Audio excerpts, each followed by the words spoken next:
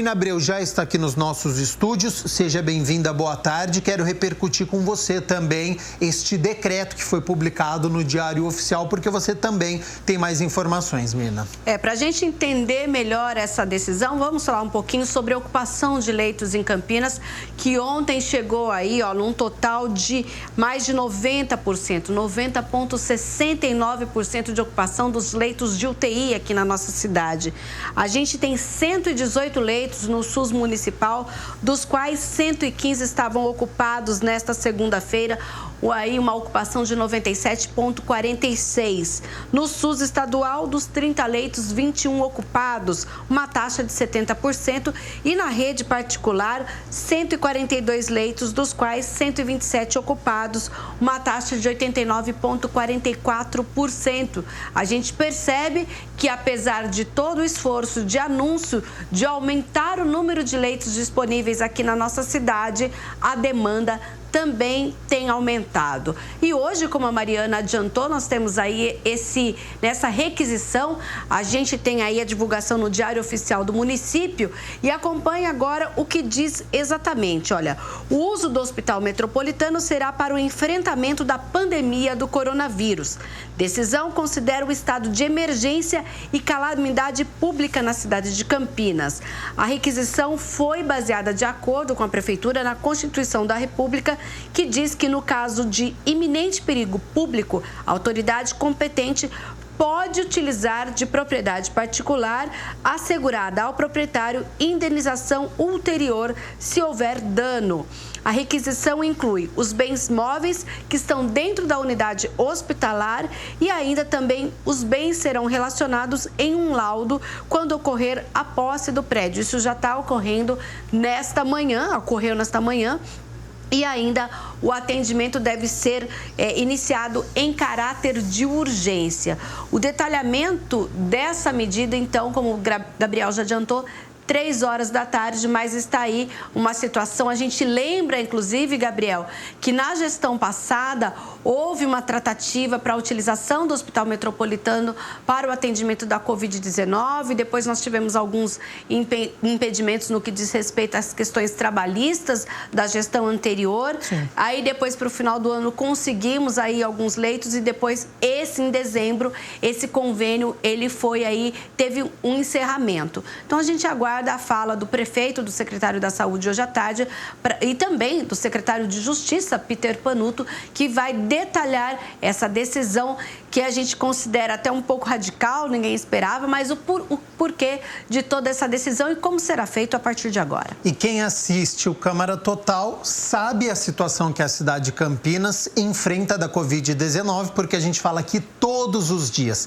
Neste momento, nós temos 3 leitos livres no SUS municipal, 9 leitos livres no SUS estadual e apenas 15 leitos livres na rede particular.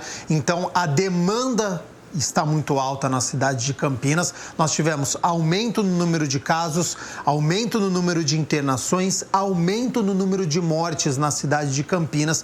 Por isso, esta decisão da Prefeitura e 3 horas da tarde vai ser melhor detalhado. Uma outra discussão que tem acontecido também, Mina Abreu, questão de repasse, né? Os estados estão pedindo para que o governo federal dê este aporte financeiro para que os estados consigam mais leitos, né? Inclusive, ontem foi anunciada uma uma decisão do Supremo que trata justamente de um pedido do Estado de São Paulo a respeito do assunto. Olha, São Paulo vai receber 245 milhões de reais por mês do Ministério da Saúde para o custeio de leitos de UTI. Os repasses deverão ser realizados a partir de uma liminar que foi deferida no último sábado. Acompanhe. Até dezembro, o Ministério da Saúde tinha leitos de UTI homologados e pagos pelo Ministério da Saúde, o que faz parte do SUS, do Sistema Único de Saúde. Não é nenhum favor, essa é uma obrigação, e é uma obrigação histórica, determinado pelo SUS, uma referência positiva no Brasil e, aliás, respeitado internacionalmente. Houve uma ruptura, o Ministério da Saúde cancelou a homologação de leitos em São Paulo e em todos os estados do país e também no Distrito Federal. São Paulo, então, entrou no Supremo Tribunal Federal. Outros 2 estados o fizeram também na sequência, o estado do Maranhão e o estado da Bahia. E na última sexta-feira, a ministra do Supremo Tribunal Federal, Rosa Weber, determinou que o Ministério da Saúde volte a homologar, conforme o Sistema Único de Saúde, os leitos de UTI no estado de São Paulo. E para a procuradora do estado, inclusive, falou que essa é uma importante vitória, né? Apesar que todos os estados estão fazendo esse pedido ao governo federal, e a gente percebe que por Campinas a situação está chegando num ponto muito preocupante. E para a gente entender a situação que nós estamos, vamos falar então aquele panorama que a gente faz dos casos e óbitos no nosso país, no estado de São Paulo, e depois como é que está o município de Campinas, porque nós tivemos muitos casos em 24 horas. 35.742 novos casos nas últimas 24 horas, Gabriel. E o Brasil soma com isso 10.587.001 casos da doença até esta segunda-feira. São 255.720 óbitos no país. No estado de São Paulo, 2.044.699 casos da doença, com 59.546 óbitos. Na região metropolitana de Campinas, que compreende 20 municípios, são então 171.338 casos confirmados da doença. Campinas lidera esse ranking, aí nós estamos perto dos 70 mil casos. Semana passada, Gabriel, a gente tinha 68 mil casos, nós já estamos com 69.906 casos até esta segunda-feira, números que serão atualizados ainda hoje, nessa coletiva do prefeito. Indaiatuba também já passa dos 15 mil casos, Sumaré 12.797, Americana 11.261, Santa Bárbara do Oeste 10.406, na sequência cidades com menos de 10 mil casos, Hortolândia, Paulínia, Valinhos, Itatiba, Vinhedo. Depois aparecem as outras cidades da nossa RMC, Cosmópolis, Jaguariúna, Nova Odessa, Monte Mor, Arthur Nogueira, Pedreira, Santo Antônio de Posse, Engenheiro Coelho, e as únicas cidades que continuam com menos de 1.000 casos são Olambra e Morungaba. E quando a gente fala dos óbitos na RMC, nós somamos 4.321 mortes confirmadas pela Covid-19. Em Campinas, nós temos 1.872 mortes confirmadas até esta segunda-feira.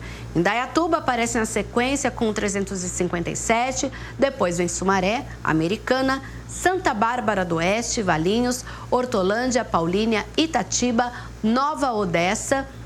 Depois temos ainda Vinhedo e Monte Mor, ambas com 65 óbitos, Cosmópolis, Jaguariúna, Arthur Nogueira, Pedreira, Engenheiro Coelho, Santo Antônio de Posse e Morungaba. E Olambra é a única que agora tem menos de 10 óbitos, que Morungaba agora soma 11 mortes.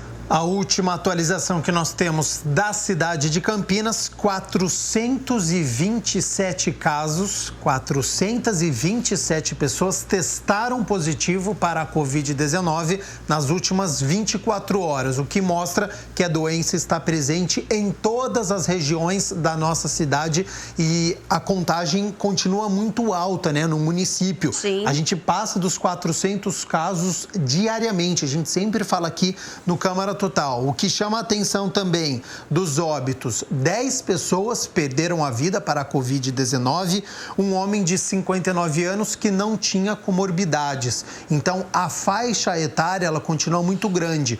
Um homem de 59 anos sem comorbidade e um homem de 98 anos também faleceu. Então, você vê uma faixa etária de 39 anos de diferença, o que mostra que a doença, ela não escolhe. A letalidade, ela é maior para os idosos, mas é uma doença que atinge todas as faixas etárias, por isso todos os cuidados precisam ser tomados em relação à Covid-19.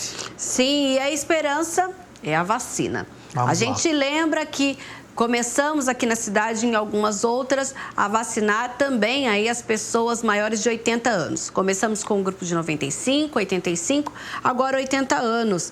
E a gente tem aí já a aplicação, olha, até esta segunda-feira foram 61.204 doses da primeira dose, e quem já tomou a segunda dose, que são os profissionais de saúde, e também alguns idosos com mais de 95 anos, que foi lá do primeiro grupo, 26.553 pessoas já foram imunizadas aqui na nossa cidade. Lembrando que as autoridades de saúde também alertam para o seguinte: tomada a segunda dose, é preciso ainda ter cuidado durante 15, 20 dias para que a vacina faça o efeito e essa pessoa possa ser considerada protegida em relação ao novo coronavírus. Portanto, máscara, álcool gel, distanciamento pessoal, continua esse protocolo, gente. E a preocupação, a gente falou agora há pouco dos leitos, mas os prefeitos da região metropolitana também estão preocupados com a questão da vacina. Olha, a gente teve ontem uma reunião da Frente Nacional dos Prefeitos, com a participação de mais de 300 prefeitos e 700 representantes de todo o país, e foi um consenso de que todos devem estar preparados para a possibilidade do governo federal não conseguir suprir as necessidades de vacinas com o Programa Nacional de Imunização. As prefeituras devem, então, de acordo com a Frente Nacional do Prefeito, participar de um consórcio, devem apontar que interessam essa participação para que esse consórcio possa fazer, então, a aquisição de doses do imunizante. Então, a gente aguarda aí essa decisão de acordo com o Plano Nacional de Imunização. Enquanto isso, Campinas continua vacinando o público com mais de 80 anos na primeira dose. Paulínia também começou a vacinação. Nessa terça-feira, os idosos entre 80 e 84 anos estão sendo vacinados no túnel ali do Teatro Municipal. Nós temos também a expectativa lá em Paulínia, que quarta e quinta-feira começa, então, a vacinação do público entre 77 e 79 anos, também no mesmo local. Em Americana, nós também começamos aí a vacinação desses idosos do público com mais de 80 anos. 1.693 pessoas já foram vacinadas na cidade e outras cidades da região também aguardam aí esse imunizante para anunciar a vacinação a partir de quarta-feira, que foi já adiantada pelo governo estadual, que vai ser de 77 a 79.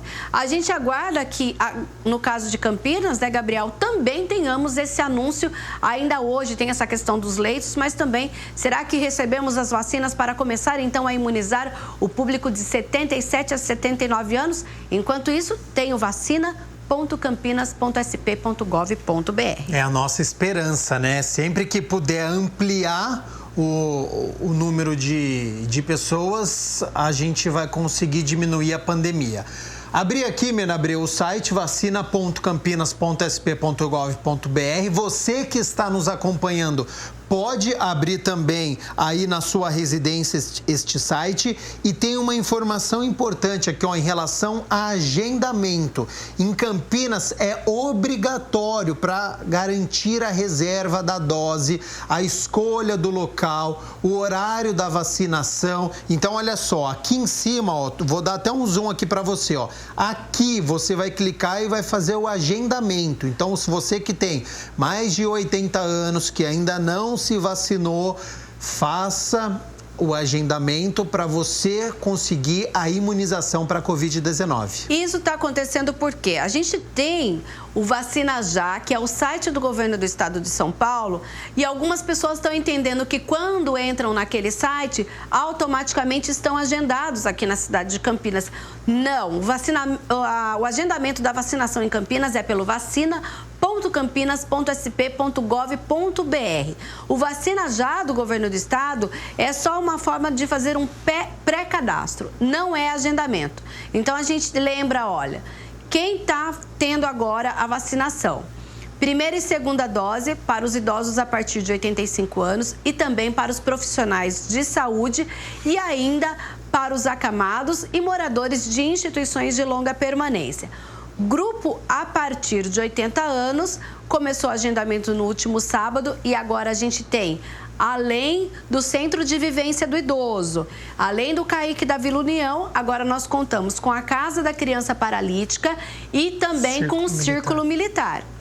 Então, 4 locais de vacinação. 4 locais. E aí, a gente aguarda se vai abrir para esse público de 77 anos, que a previsão é que essa vacinação começaria a partir desta quarta-feira. Exatamente, transmissão ao vivo da TV Câmara Campinas a partir das 3 horas da tarde, e a gente aguarda então o pronunciamento do prefeito em relação também à vacinação e a situação, né, da nossa cidade em relação à Covid-19.